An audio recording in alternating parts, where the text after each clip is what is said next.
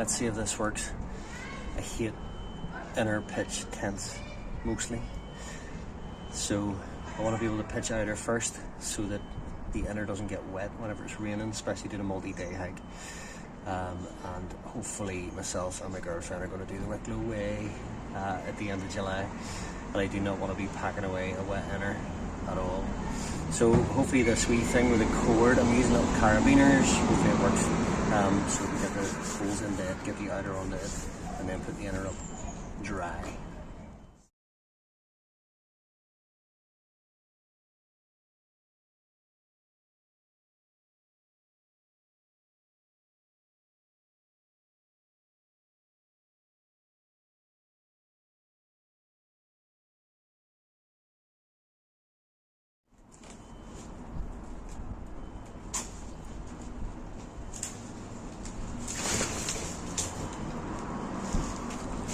So, in principle that worked.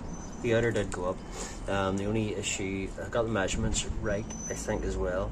But I was using these little carabiners, wee S-biners, and the hole in it is big enough that it worked to a point, but it's too big, and there was that tendency for it to slip up. So whenever the inner eyelets were put on, you know, they pop these up, and then that'll slide up. So all I need to do is switch these out for something more suitable. Most people use washers, stainless steel washers, plastic eyelets. So we'll just change these up, but that's definitely going to work, and that'll be much better than putting the inner up on its own first in the rain. So all I did was actually switched out the S-biners for a smaller S-biner, and it seems like the pole fits nicely into that one. So we're not probably the strongest in the world, but this is not.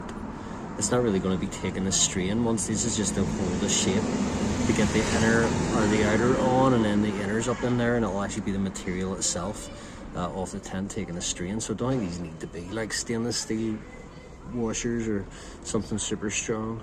As long as they're strong enough just to hold the tension of those poles.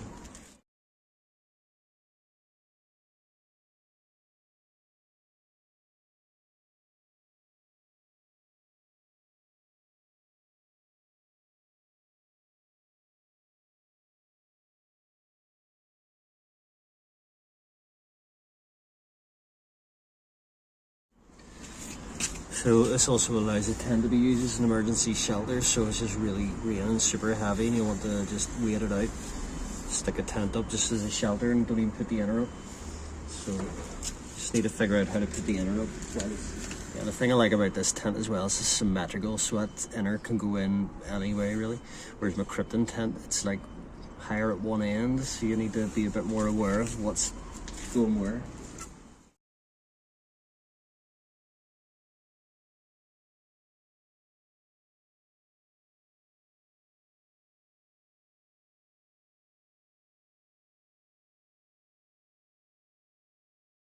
So yeah, that is super doable. I swore I would never get inner first tents. I ended up with 2 inner pitch first tents, inner tent pitch first.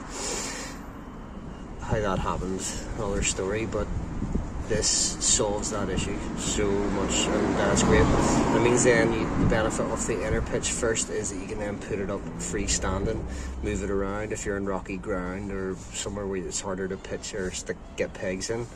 It's actually a better option, so this actually gives me the best of both worlds. This is the Fern 2, Fern Gökotta 2.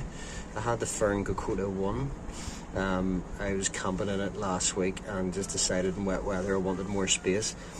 I like the tent, I really do, and it's so light, and this is like 400 grams more than the one person. It's like 1.5 kilograms, which is crazy, so that makes it like, and that's poles, that's everything included. So that makes it a roomier tent for me to just take even on my own, and I'm happy to take that extra like 400 grams. So yeah, this is a tent I think I'm going to be using on the Wicklow Way. With my partner, we'll be splitting the weight, and it'll be 750 grams, which is crazy. But yeah, multi-day stuff, I definitely do not want the inner of the tent getting wet. The last camp last week when I was like camping, like I was taking all my stuff down, fly sheet was off, the inner was exposed for a few minutes, and it wasn't super heavy rain, but it does not take much for that type of rain. If it's pervasive enough, it just like gets everything soaked. So this is a brilliant option. In the last video I showed the only issue that I had with this tent, both the 1 and 2 person, is the cover on the zip off the fly, both sides. This one has 2 entrances, which I love as well, 2 openings, 2 porches, and both the zips, the material that covers the zip, it's not stiff in any way, shape or form, and I don't know if there's something I could do to modify it to get it to sit better, because even this, the way it's been packed and it's brand new, you know, the material's folded a bit and it's like actually not covering a zip at all. So there, you know, whereas Velcro, there's probably a way around it, but it means probably zipping it down and then putting your fingers out from the outside to make sure that the Velcro is at least locked down. But you know, that's a lot of extra faff, but I'm sure I can work with it and maybe modify it as well, so we'll see. Other than that, I'm super happy with this tent, super happy with the weight of it, and happy to be bringing this in the Wicklow way, hopefully at the end of July. So, oh, and shout out to Mick, thanks for, you were the first person I saw doing it with the ground sheet method. I just wanted something that was lighter and more compact. I did see somebody, and I can't remember who it was in order to mention them, but they did it with a MSR Hubba NX1 or something, used the string method. So all the people that did the string thing, thank you, that's exactly what I was looking for, something lightweight. It's not going to be sitting out in the rain getting wet for you to put your tent on top of. But thanks to Mick for at least getting the cogs turning in relation to setting this tent up without the inner first.